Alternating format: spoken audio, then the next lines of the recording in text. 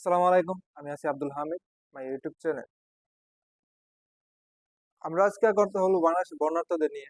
যে আমরা এক মুহূর্তে তাদের কি করতে পারি, তাদেরকে আমরা কি বিষয়ে হেল্প করতে পারি, তাদেরকে নিয়ে এসে আমরা কিভাবে কাজ করতে পারি।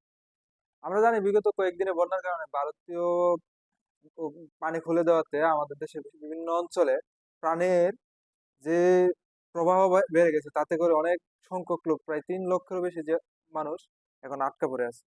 আমরা তাদেরকে উদ্ধার করতে আমাদের প্রচেষ্টা কিভাবে কাজ করব, আমরা কিভাবে মানুষের পাশে দাঁড়াবো, তার জন্য আমরা নিম্নলিখিত ছোট করে একটা পজিশন তৈরি করবো। সে পজিশন অনুযায়ী আমরা যে জিনিসটা আমরা প্রথমত কাজ করার চেষ্টা করবো, সেটা হচ্ছে আমরা গ্রুপ ভিত্তিক কাজ করব। আমরা ১০ জনের টিম করব বা ৫ জনের টিম করবো। টিম ভিত্তিক আমরা কাজ করে আমাদের সময়টাকে আমরা কাজে লাগাবো। স্বেচ্ছাসেবী সংগঠন হিসেবে কাজ করবো, সেক্ষেত্রে আমরা অবশ্যই আমাদের মেনটেন গুলা দেখে শুনে করতে হবে। আমরা মনে করি যে প্রত্যেক জেলায় যারা যারা আমাদের ইনফ্লুয়েন্সার আছে, তারা যদি যার যার ব্যক্তিগতভাবে তাদের টিম গঠন করে, সেই ক্ষেত্রে আমরা অনেক দূরে এগিয়ে যেতে পারবো।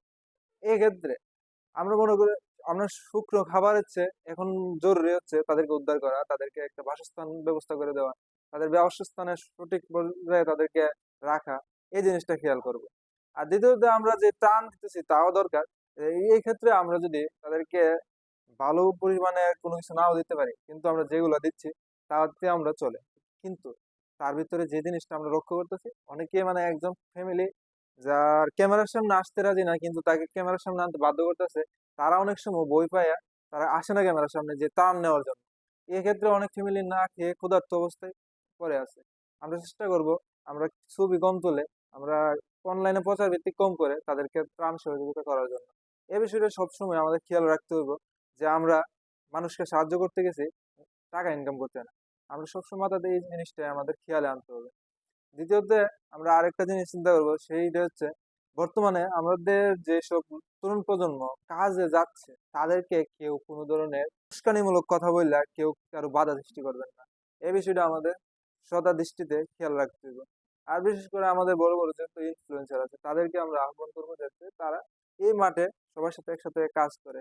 তারা কোন দল বা দলের নির্দিষ্ট হয়েছে যাতে তাদের পাশে না আসে। দ্বিতীয় তৃতীয়তে আমরা আরেকটা জিনিস যেটা কাজ করা দরকার, সেই জিনিসটা হইতেছে মানে দ্রুত আমাদের যত আটকা পড়া মানুষ আছে তাদেরকে উদ্ধার করে একটা সেফলি পজিশনে নিয়ে আসা, সেখানে রাখা।